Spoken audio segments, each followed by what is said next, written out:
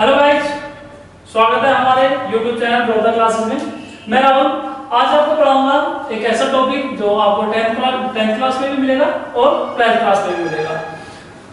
हम पढ़ते हैं फिजिक्स में। 10th क्लास के फिजिक्स में सबसे पहला चैप्टर है हमारा प्रकाश, लाइट। तो उसमें प्रकाश का परावर्तन का एक चैप्टर है। उसमें अवतल दर्पण के लिए यूवीएफ में रिलेशन यानी कि अवतल दर्पण के लिए सूत्र का नियमन हम करते हैं। 10th क्लास में पढ़ते हैं और इसे 12th क्लास में पढ़ते हैं। तो शुरू करते हैं। सबसे पहले ये हम एक डायग्राम बनाएंगे। ये कोई M1 M2 एक अवतल दर्पण है जिसका मुख्य अक्ष P है। इस पे कोई वस्तु A B रखी है। मुख्य अक्ष के समांतर कोई आपतित किरण परावर्तन के पश्चात उसके फोकस F से होकर जाती है और एक किरण उसके वक्रता केंद्र C से होकर जाती है और वापस उसी मार्ग में लौट जाती है। और ये जो इसका बनेगा यहां से यहां तक, ये B डैश और A डैश, ये वस्तु का प्रतिबिंब बनता है। और यहां से हमें अभिलंब डाल देते हैं N, इसे लिख देते हैं पॉइंट D। अब देखेंगे इसकी थ्योरी कैसे लिखेंगे। इसकी थ्योरी लिखनी है। माना कोई M1 M2 एक अवतल दर्पण है जिसका मुख्य अक्ष B है। मुख्य अक्ष में कोई वस्तु AB रखी है। मुख्य अक्ष के समांतर एक परावर्तित किरण बिंदु D से टकराकर मुख्य फोकस F से होकर परावर्तित होती है या परावर्तित होकर जाती है और एक किरण वक्रता केंद्र C से होकर जाती है तथा वापस उसी मार्ग में लौट जाती है। उसके बाद बिंदु D से हम एक N अभिलंब डालते हैं। तो ये इसकी थ्योरी होगी। थ्योरी के बाद अब हम शुरू करते हैं। माना सबसे पहले हम इसमें मान लेते हैं, क्या क्या मान लेते हैं, PB। माना PB बराबर माइनस के U। क्यों है? क्योंकि ये P और B क्या है, दर्पण से वस्तु की दूरी है, इसलिए PB बराबर माइनस U और PC बराबर माइनस के R। ये क्या हो जाएगी, इसकी वक्रता केंद्र से दर्पण तक की दूरी को क्या कहते हैं, वक्रता त्रिज्या, इसलिए ये PC बराबर माइनस R। और B डैश P बराबर हो जाएगा माइनस के B, ये हो जाएगी दर्पण से प्रतिबिंब की दूरी। और PF बराबर हो जाएगा माइनस के F यानी कि फोकस दूरी। अब सबसे पहले हम देखेंगे त्रिभुज ABC में। तो लिख दो त्रिभुज ABC तथा दूसरा त्रिभुज है हमारे पास त्रिभुज A dash B dash C। यहां पर लिखेंगे त्रिभुज A तथा त्रिभुज A dash B dash C में। अब इसमें देखेंगे सबसे पहले ये कोण इस कोण के बराबर है। क्योंकि क्यों है ये, क्योंकि ये एकांतर कोण है। ये कोण इस कोण के बराबर है। क्यों है? क्योंकि ये भी समकोण है और ये भी समकोण है। किसी भी दो त्रिभुज के अगर दो कोण आपस में बराबर हो तो सीधा सा सिद्धांत है उसका तीसरा कोण भी बराबर होगा। इसलिए ये क्या हो जाएंगे, त्रिभुज ABC तथा त्रिभुज A dash B dash C समरूप है। और समरूप त्रिभुज कोई भी हो तो उसका एक प्रतिबिंब होता है। अगर हम इसकी वर्टिकल भुजा लेंगे तो इसकी भी वर्टिकल भुजा लेंगे। A डैश B डैश बराबर इसकी हॉरिजॉन्टल लेंगे तो दूसरे की भी हम हॉरिजॉन्टल लेंगे, B डैश C। समीकरण 1। अब उसके बाद हम देखेंगे त्रिभुज A dash B dash F तथा त्रिभुज NDF यानी कि ये त्रिभुज और त्रिभुज एक ये वाला। और इसमें देखेंगे एक ये और ये दोनों कोण बराबर हैं। क्योंकि एकांतर कोण है, एक ये कोण और एक ये कोण, क्योंकि अभिलंब 90 डिग्री पे और ये भी 90 डिग्री पे, ये समकोण त्रिभुज है इसलिए ये बराबर है। और जब दो एंगल बराबर हो जाते हैं तो तीसरी बात है कि दूसरा उसका तीसरा भी बराबर होगा, यानी कि त्रिभुज ए डैश बी डैश एफ तथा त्रिभुज डी एन एफ समरूप है। जब त्रिभुज समरूप है तो क्या लगाएंगे, फिर सीधा सा फॉर्मूला हमारा एक ही फॉर्मूला है, क्या है,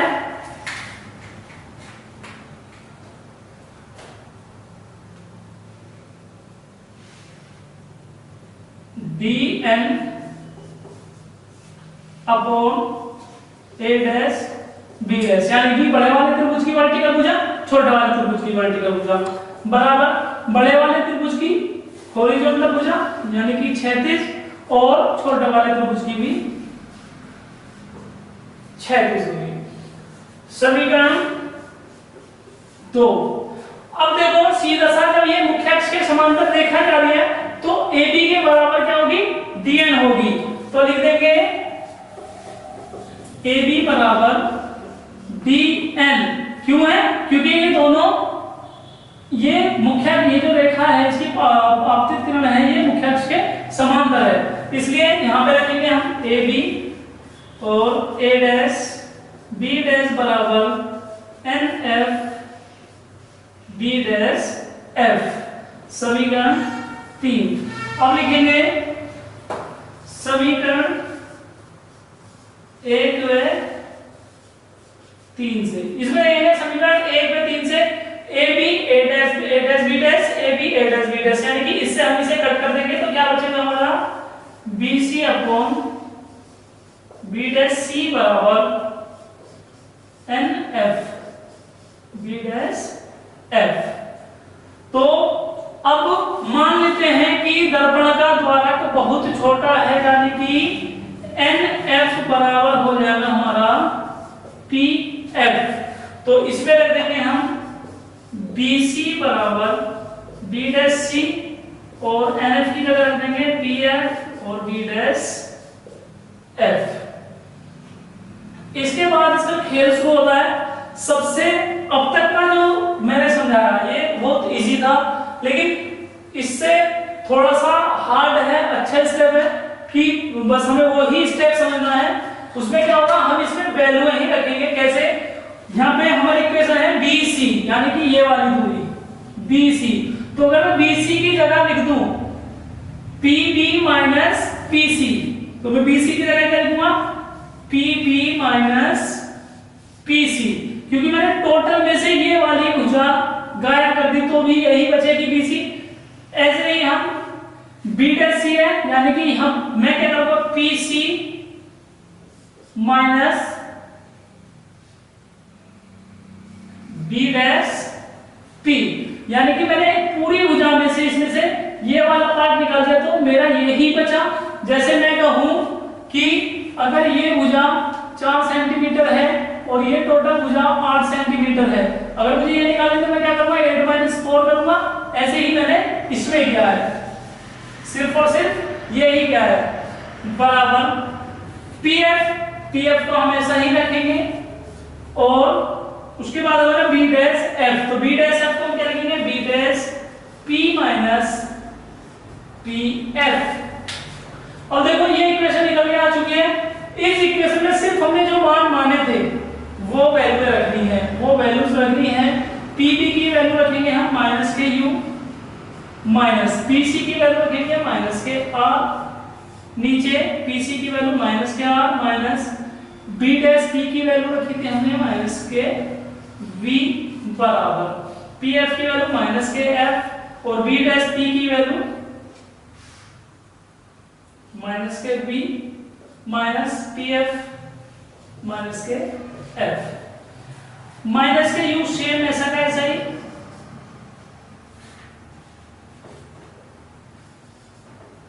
माइनस माइनस प्लस हो जाएगा और r की जगह लिख देंगे हम 2f, क्योंकि वक्रता त्रिज्या की दोगुनी होती है फोकस दूरी, इसलिए हमने r की वैल्यू रखी 2f। ऐसे ही यहाँ पे माइनस के 2f और यहाँ पे प्लस के b बराबर माइनस के f और यहाँ पे माइनस के b प्लस के f, इसकी इधर मल्टीप्लाई कर दो, इसकी इधर मल्टीप्लाई, यानी कि हम क्या कर देंगे क्रॉस मल्टीप्लाई, और क्रॉस मल्टीप्लाई करने के बाद जब हम माइनस v की माइनस u में करेंगे तो क्या आएगा uv, माइनस v की 2f में करेंगे तो क्या आएगा माइनस के 2fv, f की u में करेंगे तो क्या आएगा माइनस के uf, f की 2f में करेंगे तो क्या आएगा प्लस के 2f स्क्वायर बराबर माइनस f की माइनस के 2f में तो क्या आया 2f स्क्वायर, माइनस f की प्लस के f में आया तो माइनस के 2 माइनस के fv, 2f स्क्वायर से ये 2f स्क्वायर कट जाएगा क्योंकि इधर ले जाएंगे तो ये माइनस हो जाएगा और ये कट जाएगा। अब देखो हमारे पास क्या बचा uv माइनस के 2fv और माइनस के uf, तो हम इन्हें uv इधर छोड़ेंगे, बाकी सबको इस साइड ले जाएंगे, तो ये हो जाएगा uv बराबर माइनस के fv प्लस के 2fv एंड प्लस के uf, तो ये बचा uv बराबर माइनस के fv प्लस के 2fv, तो क्या बचेगा खाली fv बचेगा और प्लस के uf बचेगा। समीकरण कौन सी कह देंगे इसे, समीकरण कह दो 4। अब पूरी समीकरण में हमें क्या करना है uv f से डिवाइड करना है, अगर मैं इसमें uv f से डिवाइड करूंगा तो क्या लिखूंगा uv अपॉन uvf बराबर fp upon uvf plus uf upon uvf। यहाँ uv से uv खत्म, f से f खत्म, v से v खत्म, u से u खत्म, f से f खत्म, तो क्या बचेगा यहाँ पे बचेगा 1 अपॉन f बराबर यहाँ पे बचेगा 1 अपॉन u और वहां पे बचेगा 1 अपॉन v, और यही हमारा फॉर्मूला होता है, यही फॉर्मूला होता है अवतल दर्पण के लिए, सूत्र का निगमन यही है, यही अवतल दर्पण के सूत्र के लिए निकाला जाता है 1 अपॉन f बराबर 1 upon u plus 1 upon v, जहां f होता है हमारा फोकस दूरी, v होता है दर्पण से प्रतिबिंब की दूरी,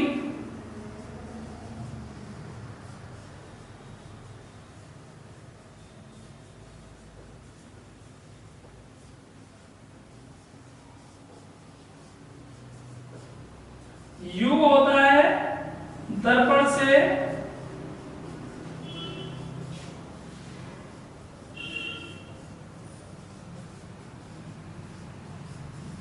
वस्तु की दूरी, ठीक है। तो ये हमारा फॉर्मूला था। इस फॉर्मूले में करना कुछ नहीं, बस ट्रायंगल को खेले, थोड़ा सा ट्रायंगल समझना है और थोड़ा सा ये वैल्यू रखनी है इसमें, इस रेखा की जितनी हम इस रेखा की वैल्यू रख लेंगे उतना ही ये